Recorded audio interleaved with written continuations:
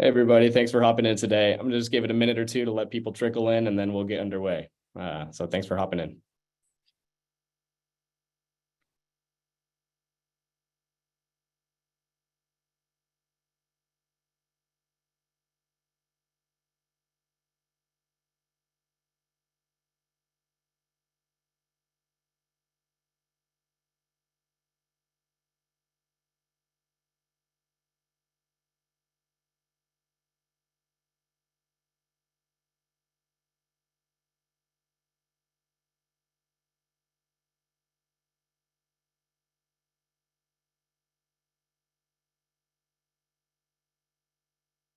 Cool. Well, in the interest of time, I'm going to get us started here.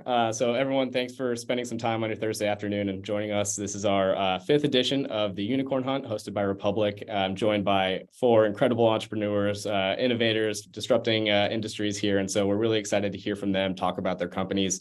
They're all currently raising with Republic as well. So please go check out their campaign pages. We'll share the links with you. Be active on their discussion boards. They'd love to engage with you and answer your questions as well. We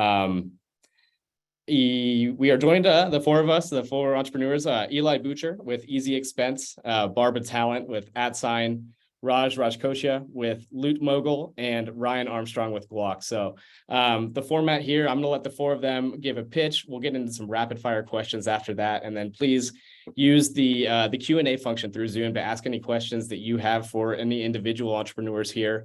And then we'll get to an audience Q&A at the end. So very excited to hear from all of them and to hear them answer your questions as well.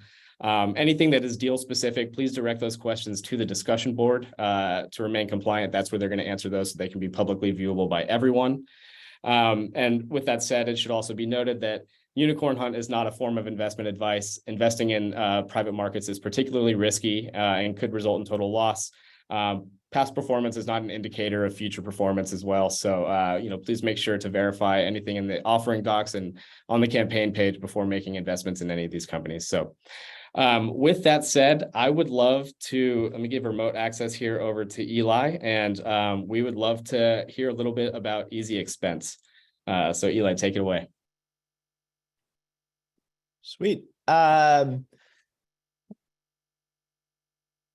we go. Hi, I'm Elijah Bucher. I'm the founder of Easy Expense. My background is as a growth engineer, where I've been helping startups scale their business. I've run over 100 scientific A/B tests where I've learned exactly what sorts of product changes have a real impact on growth. Our founding team were the first employees at a company called Invoice Simple. Invoice Simple was servicing the same micro SMB market as Easy Expense, and we were able to grow it from where Easy Expense is today, all the way to a successful acquisition. While talking to customers there at Invoice Simple, we found that many of the SMB owners were overwhelmed by bookkeeping and expense tracking. A huge contributor to this was the fact that these customers were not using accounting software and were mixing their business and personal expenses. This problem is not unique to those customers. And in fact, a majority of SMB owners are mixing their business expenses with a personal account.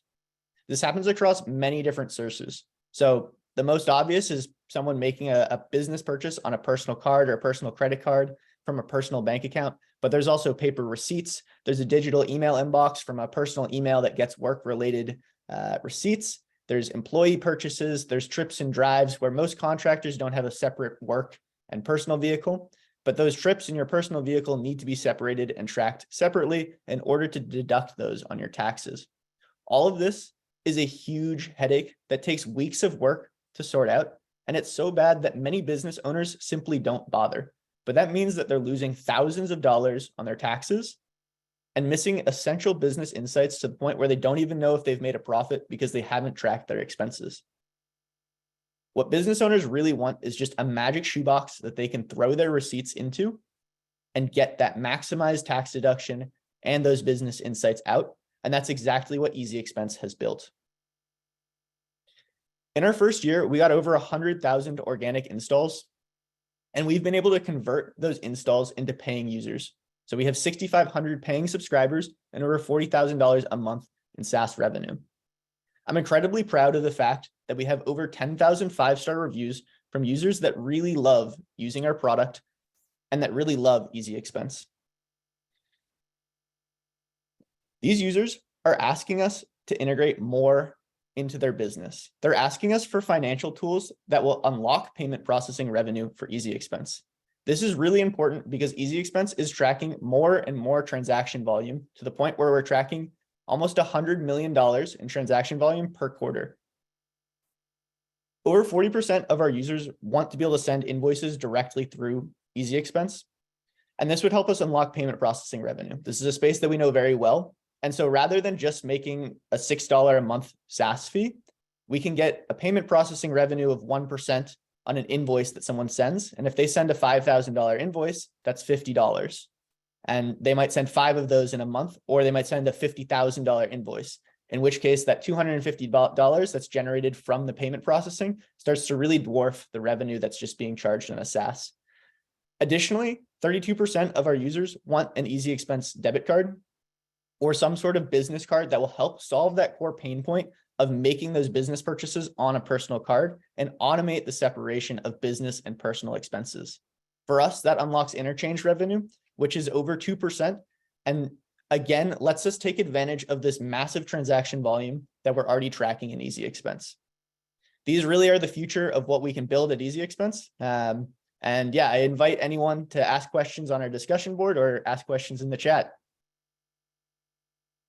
Thanks so much, Eli, and great plug. Yes, please. We've posted the link to Easy Expense, and we'll do the rest for the other 3 companies that are coming up as well. So please visit their campaign pages, engage on their discussion boards. Eli, thank you so much. Barbara, I would love to tee you up, and let me give you remote access as well here so you can click through, and we're very excited to hear about @Sign. So you should be good to go. Okay, great. Thank you so much. It's great to be here. We are solving one of the biggest problems on the internet today. I'm having a hard time with the... One click of the mouse should activate it, and then your keyboard should do the trick. There we go. Okay. We are solving one of the biggest problems on the internet today: privacy and security for both people and things. My brilliant co-founders, Kevin and Colin, had been working on this technology for 7 years when they finally figured it out and the technology actually caught up to them. We've all been in the industry for a really long time. I have grown and sold companies, and Kevin has also grown and sold companies, and Colin has deep networking roots in both banking and telecom. Kevin and I go way back, so when I found out what these guys were working on, I dropped everything to join them. We founded the company and went about recruiting the most talented and amazing people that we'd worked with from our past, including the very best engineers, as well as our board chair. And it was surprisingly easy given the mission of the company and also the depth of the technology. And then we balanced out that heavily experienced team with our intern program. And each year we picked the best and the brightest interns to join us. So we now have an unbeatable, distributed, and diverse team. And where we are going to market is in the IoT security market. And the reason, there's 2 reasons actually. There's huge growth in this market over the next few years, but also there's a huge problem in the market right now. A lot of people are putting out IoT devices with absolutely no security or minimal security. And the reason for that is it's just really hard to secure these devices. So today, what people are doing is they're layering on firewalls and VPNs and using static IP addresses to secure IoT devices, which is just way too heavy for these, a lot of times, small devices. And this requires more configuration, more power, and more administration. And it leaves security holes. So there's passwords, there's open ports, and also doesn't do anything to protect the privacy of the data that these devices are generating. So what we've created is a new open source innovation that strips all this down. We go down to the protocol level because the protocol level is the only way you can really lock down these devices. And so what we've done is created a way for people to deploy these devices with much better security. There's 0 attack surfaces and no passwords. And we've eliminated all those security layers, which reduces power consumption. And so this allows for much faster deployment and much less admin cost. And we're seeing a lot of recognition in the industry that this is really the way to go. We've just gotten 2 awards in the IoT security space. And we have over 38 patent claims filed. We've got over 1,700 GitHub stars, and we've got a $10 million pipeline. And so our go-to-market is we are being integrated into IoT providers' solutions. So we have a SaaS model. And so once our partners deploy our solution, then we get SaaS revenues. So it's a really nice business model, but it has a little longer sales cycle than typically. So our initial go-to-market is in IoT, but the technology applies to consumer apps as well and other apps like insurance. So essentially our total TAM is everything. It's a huge potential market. And our investors, like our employees, are super excited to be part of upgrading the internet with privacy and security. And we hope you will join us. That's me. Barbara, thank you so much. Great to hear more about @Sign. Let me go ahead and tee up Raj Koshia with Loot Mogul. So let me go ahead and give you the remote access there, Raj, and we'll jump right in. Excited to hear from you. Thank you. So make sure. Okay. One click on the screen to activate Yep. it. Your keyboard should do the trick. Yep. Got it. Okay. So yeah. So again, welcome everyone. So what we have done is really focused on the Web3 space and bringing some practical applications with real world assets and real world utilities. So essentially we focused on one segment of Web3, which is sports. And now we have created a digital, physical experience where you can engage with your athletes, your with your stadiums, your brands. And that's really the key value add that we are doing.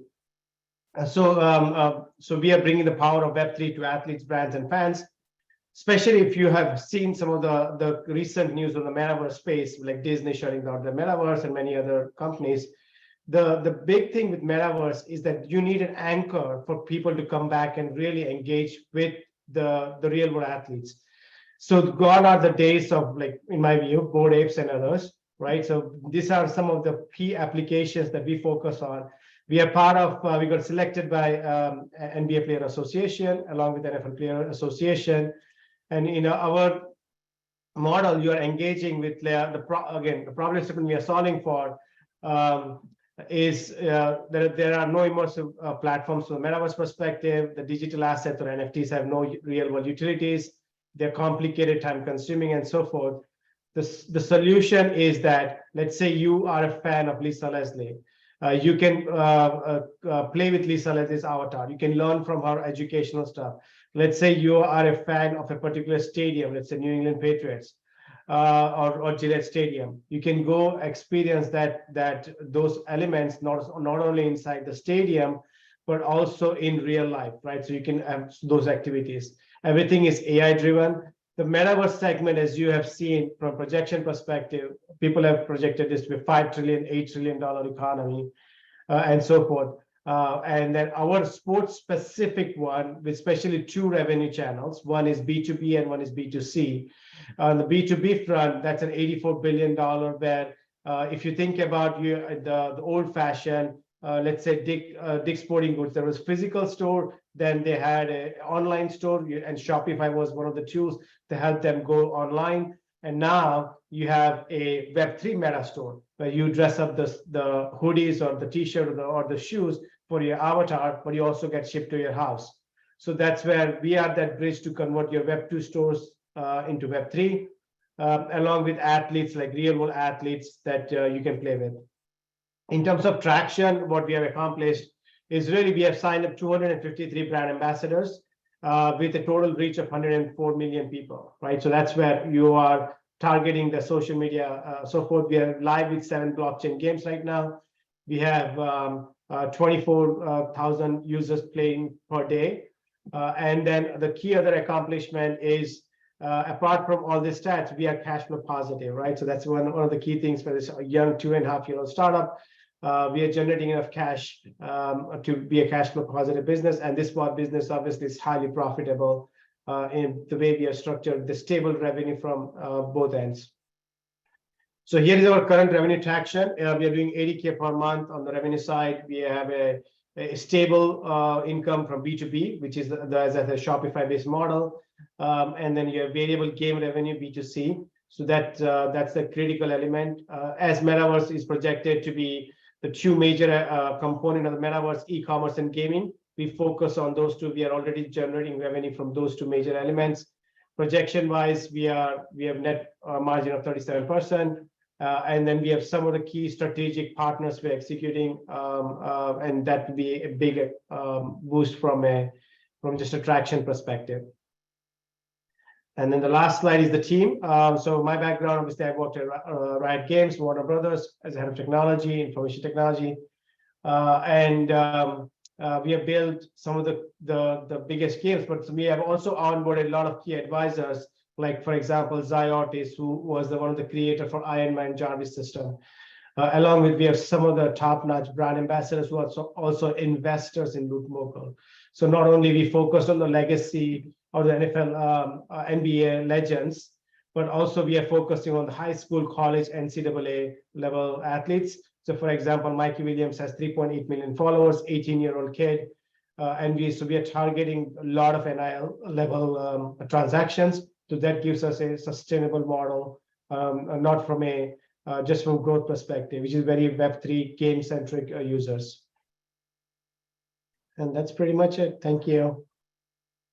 No, thank you, Raj. Really appreciate that. I go ahead and steal the remote access back from you and then send it over to Ryan Armstrong. Very excited to hear from our fourth and final entrepreneur today, telling us a little bit more about Guac. So take it away, Ryan. All right, trying to get, and it pushed. Yep. Yeah, that's here. I'll take the mouse one back. that did it. Here, I'll get back to it. All right, good stuff. Now give it to me. Okay. Perfect. So I'm Ryan Armstrong, co-founder and president of Guac, a fintech solution that's solving problems for our members and business partners with our auto tip technology. Oh, and went one too far. Problem is simple, right? As a society, as a younger generation, we struggle to save money. The latest data is showing that for every $100 that we're bringing in, we're saving just $2.30, right? These are all-time lows. So how do we solve this problem? By turning spending into the saving solution. We do this with our auto tip technology. And what we're doing for both individuals and businesses is we're giving them that tech to quickly and consistently create savings by automatically tipping themselves on their debit and credit card purchases. So I know what you're thinking. Is this just another roundup? This is not another roundup, right? And our patent is very unique with this. So we allow our members to set aside a percentage, right? An auto tip every time they spend. So our Guac users can save $1,000 in just 90 days, giving them true utility and really showing them that stacking a small win every day allows you to create and achieve big goals. Our robust automated savings method patent was published by the USP this past January.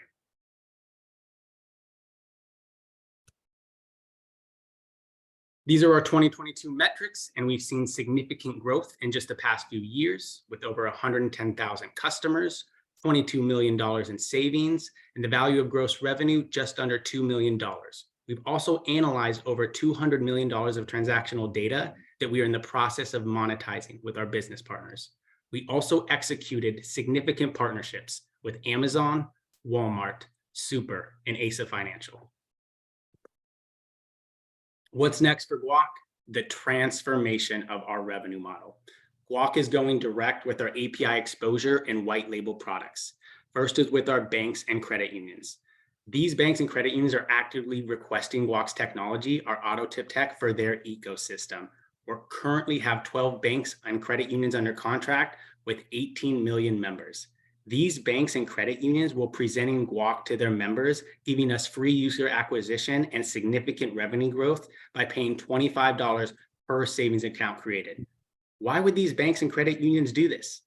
Two main reasons. Number one is 90% of them are losing to other fintechs. Those members are using some type of fintech. Now they can use in-house fintech, the best tools possible. And second, deposit displacement. We all saw what happened with SVB and Signature Bank, right? Those bank runs happen because those deposits are pulled. Think about what our technology does. Those auto tips that are 10, 20, 30% of every transaction are automatically going back to that bank savings account that they can then leverage those deposits. So we're solving their two biggest concerns. And so they'll gladly compensate Guac for the technology. Second is our e-commerce partnership with Super, right? They're requesting Guac's technology to create purchasing powers for their 40 million members. They give them our auto tip tool, allow them to save while they spend, create those savings that then they use in their ecosystem, creating more purchasing power. How did Guac start? From the direct need. So while I was at Southern Methodist University, I was a scholarship athlete. And when I was there, me and my teammates, we'd run out of money, that scholarship money, the stipend that we'd get every month by the end of that month. So we're all looking to each other, who's got a couple bucks here and there? Well, me as a finance and econ major, I thought there was a better way to do this. That's where I found the roundups. And I thought, this is cool. If I want my money when I graduate, what about next Friday?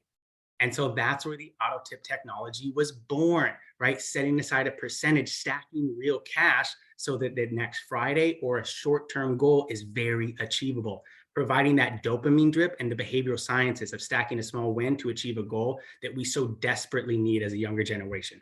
The prior exit from my co-founder, Scott Armstrong, as well as my father and CEO, he had an exit back in 2014 with Novartis for $350 million, which allowed us to bootstrap Guac to our first raise and build one of the most successful, robust fintech teams in the country. When you look at our team, we have our CFO, who's got a myriad of prior exits and IPOs. We have advisors from the Honey and Acorns team, as well as a robust legal team from that Acorns team. And I also wanted to talk about the tipping culture, right? Everyone here, I guarantee, has a tip recently, right? You go to coffee, you go to lunch, they're flipping over the iPad, right? You're tipping everyone else. We are conditioned to work in this manner. So if we're tipping everyone else, why don't we tip ourselves first? And again, stacking those tips, stacking those small wins every day allows us to really have behavioral change. So what does this lead to, right? As I've talked to you, the free user acquisition that's happening right now with our organic loops from our members using our technology, from e-commerce to banks to employee benefits, that then leads to them bringing in our technology into their ecosystem for a white label product, right? Where there's significant revenue generation there, but ultimately that is going to lead to each of these verticals wanting the IP for their own, which we believe will lead to a myriad of M&A opportunities. And one of the main reasons why we recently brought in John Bluer, our new CFO, to have us prepared and ready to execute. I look forward to answering more questions. This has been such a fun experience, and it's so enjoyable to share the stage with other innovators like everyone here. So very cool. Ryan, thanks so much. It's not over yet. So glad you're enjoying it. I am going to take the remote control back from you here. And I've got a couple prepared questions that I'm curious to hear about, and hopefully the rest of the audience is as well. But please also continue to use the Q&A function and the webinar chat here to ask some of your own questions. Some that might lead into forward-looking statements we might want to avoid, and then direct those to the discussion board as well. But let me go ahead and get this started. I would love to toss it back to Eli to get us rolling. My first question here is actually a two-part question, but I'd love to hear from you. When speaking with investors, what gets them really excited about your company? And then on the flip side there, what are some of the fears or concerns that you hear from investors as well? Yeah. So in terms of worries from investors, one of the biggest things is that we're focused on SMB, and a lot of investors are concerned about SMB because there's a lot of challenges there where the LTV is lower, so your CAC has to be much lower, and you need to have a lot of product-led growth in order to get customers in efficiently. You can't have a long, expensive sales cycle. It needs to be short, and you need to acquire customers cheaply. Fortunately, we've really solved this problem at Easy Expense. Our customer acquisition cost is below 50 cents per customer. And we are able to do this by having an amazing product that people are promoting on their own. So we have 10,000 five-star reviews, which really helps us organically, as well as people just sharing us with their friends. So that actually kind of translates into a strength for Easy Expense and something to get excited about. It's a really hard space with the SMBs. It's really hard to do that. It's hard to replicate what we have done in terms of that organic traction. And that provides us with a really, really strong wedge to acquire right now at 250,000 installs per year, and a strong wedge into transitioning that into additional financial services. So whether that's tax filing, whether that's the invoicing and payment processing, the credit cards that we talked about, we have a strong customer base that we can offer these financial products to. Thanks so much. Barbara, would love to ask that same question over to you. What gets investors really excited? And then conversely, what are some of the concerns that you hear from them as well? Yeah, well, it's actually one and the same as far as what gets them really excited is the huge opportunity. They can see how this technology applies to so many different areas. So that is one of the concerns too, is that as a startup, you've got to focus. And so we have chosen to focus on the IoT security market, which in and of itself is just $33 billion market by 2032. So it's a huge opportunity just by itself. But investors just love the fact that this is just a really innovative technology. But they're also excited about our mission of bringing privacy and security to the internet. All of our investors are super conscious that that's a problem that has to be solved. And then they love the team as well. That's great. Thank you so much. Raj, would love to ask that same question over to you. What gets investors really excited about Loot Mogul, and what are some of the concerns that you might hear as well? Yeah. So the key element, everybody, for most of the investors, they're in alignment. Web3 is the future. So that's a good news for us. They also like our focus, which is sports, because sports and gaming and e-commerce, right? Those are the natural adoption of Web3. Especially as I use the analogy from going from a brick and mortar store to web online, now to Web3. That's pretty much a very niche market and a very fast and highly profitable market. So that would be the one area that we get a lot of good feedback from the investors. The concerns that we also get is that is Web3 same as AR, VR, right? And is AR, VR ready for prime time? And especially with all this industry news around Disney and many others who have radically transformed, or Facebook calling themselves from Facebook to Meta. So there's some bad press around the overall macro. And like many of us on this panel, as a startup, you have to be not only strategic, but very tactful on really figuring out low-hanging fruit in this fast-growing market to $500 billion market by 2030. Where are the areas that you can do immediate impact? And that's where real-world athletes, real stadiums, real people is something that we focus on, and bringing them onboarded to Web3 space. And then obviously for fans, give that experience back to the fans in Web2 and Web3 space, right? Meaning what you wear for your avatar inside the Loot Mogul platform is the same item or the shoe or merchandise that you can be having it physically shipped to your house, right? So that's a commerce element and gaming element. And who doesn't want to meet Lisa Leslie, or who doesn't want to hang out with Carlos Boozer, not only in the meta world, but also in real life, right? So that would be the key benefit of that low-hanging fruit strategy and the disruption-wise. So those are the two things investors are generally concerned. And I do see one question on the webinar chat that I'll answer on the panel. Sure. Yeah, I think one of my questions here will tee you up for an answer there pretty nicely. So we'll get to that in a second. Ryan, would love to have you wrap us up on this first question. Yep. Tell us what gets investors really excited about Guac. Yeah, so kind of like everyone said, a little bit of a double-edged sword, right? So our growth, as I just showed you there, they're so excited about our growth and our utility in so many different verticals, specifically, right, with the banks and credit unions and e-commerce solving their problems. It's incredible for, right, acquiring, from the current customers under contract, acquiring up to 58 million from them, all for free user acquisition because they're using our tech, and then obviously the revenue that generates from them. But on the double-edged sword, right, then it's the growth, having the infrastructure built there, right? And so that's what we've done on our side is, okay, are we ready to take on those type of members? And we are, based on our servers, right? Based on the human capital and the infrastructure that we're building, we're going to be ready to take that on. But like I said, it's kind of the double-edged sword there. The other thing is just the true utility in solving a real problem, right? Look, as I kind of spoke to, we all know we're heading into recessionary times, right? And at the end of the day, our tool will allow our members to save quickly and consistently. With just our 10% auto tip, after just 3 months, you're saving more than 60% of America, right? You have more of those tangible savings that can be utilized. And it's so cool because our tech can also be utilized in Web 3.0, right? In the metaverse, it can be utilized with crypto and blockchain. And so it has true utility right now, right? With dollars and cents, which is what we all need. But down the line, right, as these innovators and individuals, right, are building, we also have utility in those type of spaces as well. Makes sense. Yeah, and we're so excited to hear from all four of these industries. And so I'm going to stay with you here, Ryan. Yeah. On the second question, and how do you view the landscape of your industry evolving over the next 3 to 5 years? I'm so excited. And so I'll give you guys some. So I was just in Vegas at the FinTech meetup, and it was so cool to see other innovators and so many people wanting to partner. And that's what I see. We're going to be solving the world's problems together. Obviously, we know there's going to be consistent growth year over year, but I think it's more about the utility again and how we're going to change this world. I think from banking, from shopping, right, from standard sales, from e-commerce, from open finance, all the things that we're going to do to make people's lives easier and work better.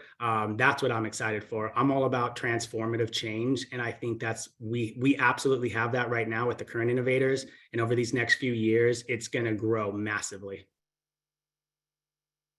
Great. Raj, I would love to pass this back over to you and ask the same question. How do you view the landscape of your industry continuing to evolve over the next 3 to 5 years?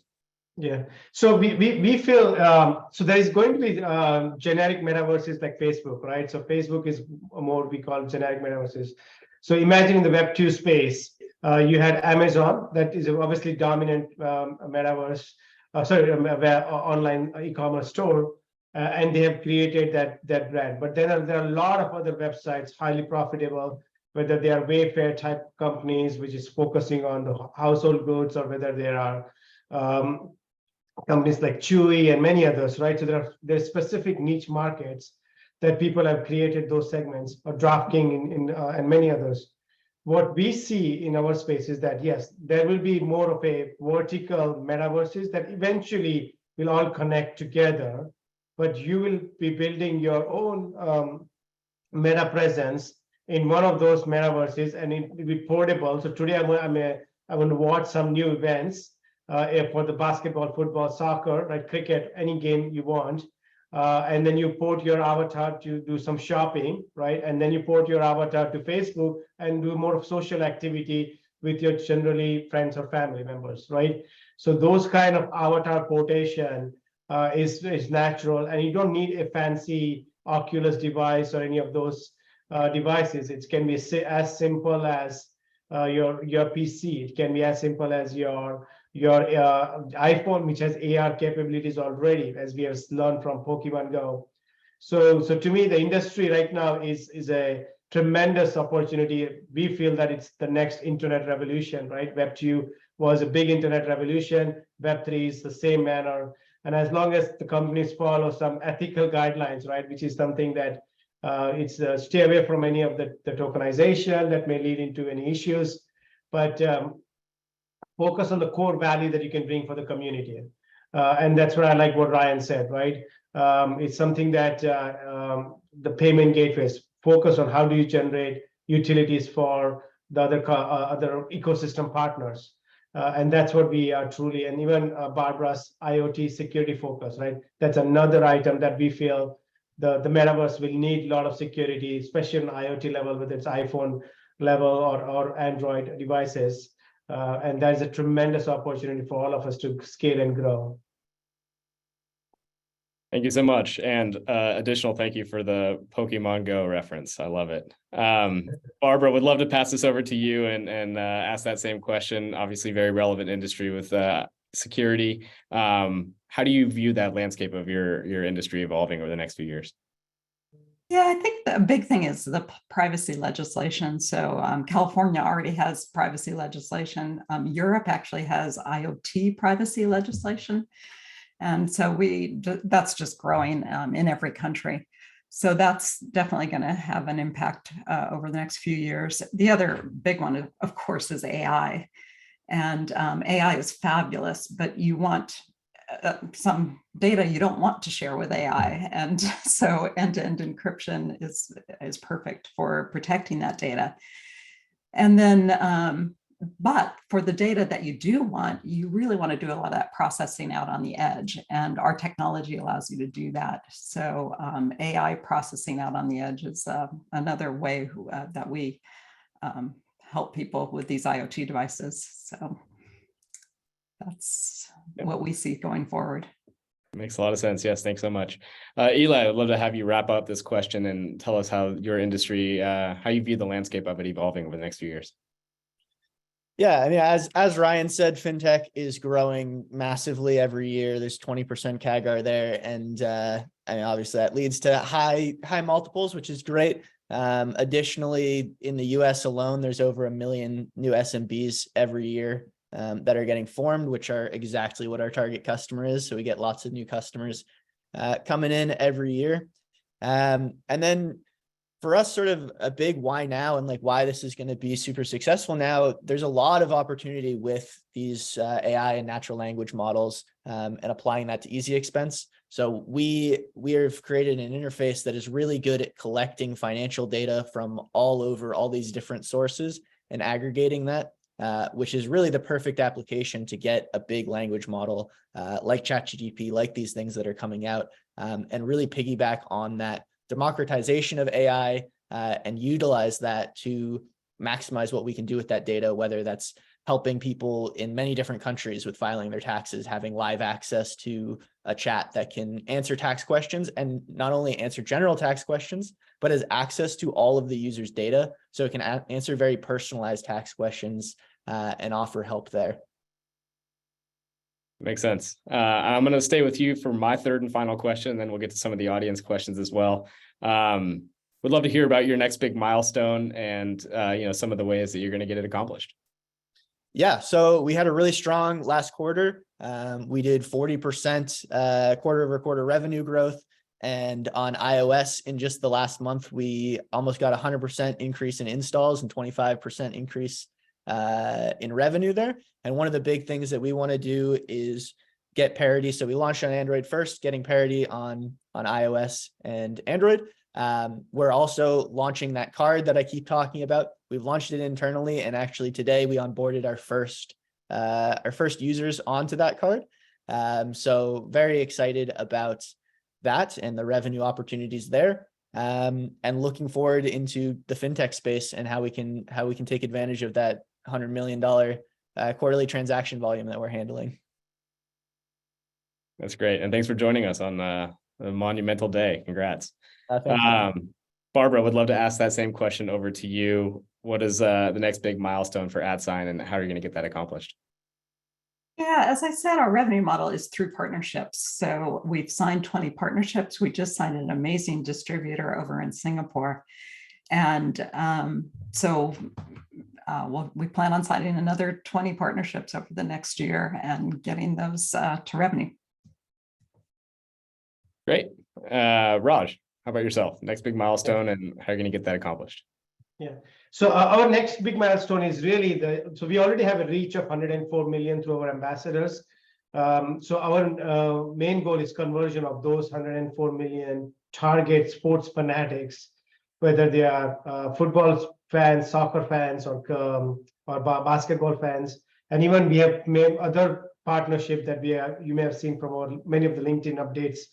We are in progress with onboarding, like even Rodeo, right, as a game in Metaverse. So all those new game acquisition can easily scale some of our revenue projections because we already have a target sports fanatics that all we need to do is convert them from Web 2 to Web 3. Now, obviously, there are certain things that we are aware that will be tactical from a brand acquisition perspective. So as you know, we have already acquired some of the sports-centric brand like Hoop Culture for clothing line, DKS Shoe for the shoe wear. So those kind of B2B transaction also is going to a critical part. And we already have some major deals that we signed, in fact, day before yesterday, that's going to come out soon. That's great. Ryan, would love to wrap it up with you on this question. Next big milestone, how are you going to get over that line? First, just love that everyone's, they're hitting milestones like while we're here. So cool. Great job, guys. Right. So yeah, ours is that direct API exposure, specifically with the banks and credit unions, right? So we got 12 under contract right now. We're getting ready to launch this quarter. Obviously from the user acquisition and the revenue generation, it's very significant. You guys can do the math real quick on that. And then actually kind of similar, in the past couple of weeks, we've had 2 additional banks and credit unions reach out to go direct as well. So that's really the focus here. And then I would say the e-commerce side, that's getting ready for Q3. So that direct partnership is getting ready for Q3. So those are the 2 main things. We know we show any level of success here, it transforms the business. That's great. Yep. And round of applause to all 4 of you. These are great times for everybody here. Have a few questions in the chat roll, the Q&A, and actually this is going to be a good one for all 4 of you, but I'll start it off with you, Ryan, and then we'll go back down the line as a 4th question here. You talk about a little bit your experience at Raising with Republic and what led you to come to crowdfunding. Absolutely. Oh, great question. So it gives all of our members the chance to become Guac owners. So this is going to sound kind of crazy, but this is our 2nd round with Republic. In our initial round, we actually had 400 members come from Republic, download Guac to do due diligence, and then say, hold on here, this can actually create savings that I need to invest. Those members directly invested in our deal from Guac. And so it gives us our little Guac army, right? Where they can become Guac owners, they can be Guac investors, and they can go out there and speak the language and build our story. So we absolutely love crowdfunding and creating ownership for all our members. That's great. Thanks a bunch. Raj, how about yourself? Loot Mogul, what led you to Republic? So same as Ryan, right? So many of our athletes, we have now close to 312 athletes.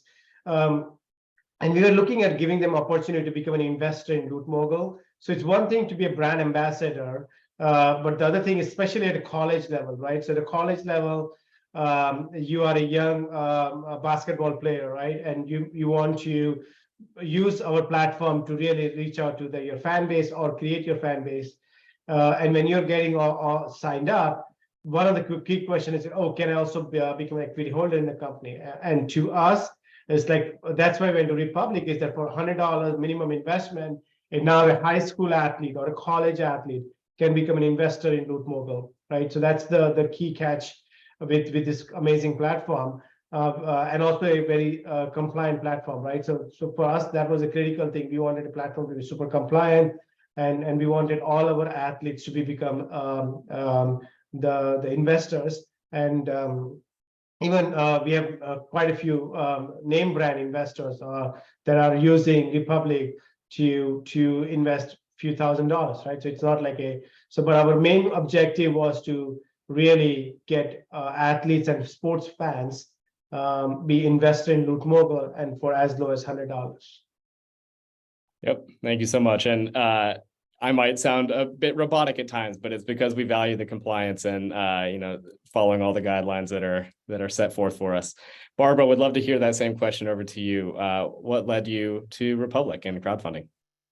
Yeah, so for crowdfunding, we have a big open source community and a lot of people who really wanted to participate in our safe rounds, but our minimum was 25K, and that's just a little much for a lot of developers. So that's why we decided to do crowdfunding, which has been a lot of fun. And then we chose Republic. We looked at all the other platforms. We chose Republic because we have an international community, and Republic made it easier for people in our international community to invest. And then I also really liked your compliance. I felt like it was a pretty high bar. Your due diligence was excellent. And I wanted to be part of that community that went through that high bar. Well, thank you so much. Many teams internally are going to love to hear that as well. Eli, I'd love to wrap it up on this question. What led you to crowdfunding? Yeah, it seemed like an obvious path for us, as we have hundreds of thousands of users and get to take advantage of that, and having an easy platform for them to get invested in easy expenses. Great. We've had Over 100 of our users now invest in Easy Expense, and it's just awesome to have the brand ambassadors there. There's certainly some traffic that comes in from Republic as well. But yeah, it's really great to have our users be so invested and not just loving Easy Expense, but actually be owners of it. Yep. Thanks so much. I'm going to, Ryan, tee you up here. It looks like you answered this through the chat, but this could be a good question to send to all four of you as well afterwards. Are you considering working with any banks that are not based in the US? And yeah, just talk a little bit about your international footprint. Yeah, absolutely. So it's a couple of different things here. We actually have a partnership with Intermestic Partners. So that is for an international expansion down in Mexico. So what's really nice here is with that partnership with Sergio, he kind of is our boots on the ground. So there is some complications on the political side right now for bringing US companies over. So we're kind of in a holding pattern there. But our patent is international. So we do have the ability to expand. As you guys can imagine from social, right? We get hit up every day from different countries wanting us to bring Guac to them. But like anything else, right? We have to be very smart with our expansion. And so that will come in time. But we do have the groundwork kind of laid for that. And so there will be the ability to go international with specific banks and to help other banks in other countries with these challenges. Thanks so much. Raj, would love to hear your answer on that, and I'll pitch it to the other two panelists as well. Talk a little bit about your international footprint and how does that fit into your roadmap? Yeah, so right now we are almost 80% US, right? With especially NBA, NFL as our two major sports that we focus on. But yeah, we have in our pipeline, and that's one of the, again, questions that was asked about how we are scaling our revenue from 1 million to 12 million. In our pipeline, we already have quite a few cricket teams, especially in South Africa and Asia, that we are focused on onboarding them. It's more so now onboarding the leagues out there, which is a huge exposure. And then the second is soccer, right? So we have been in conversations with several soccer clubs in Europe. So Europe and Asia will be our two growth areas from a sports perspective.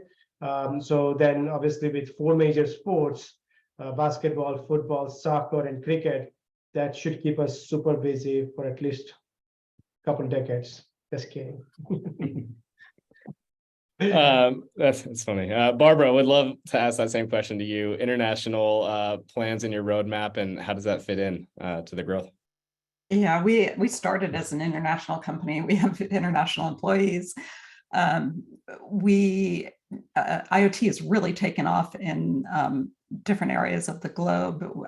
We talked about Singapore a little bit. The smart buildings are just really taking off in that area.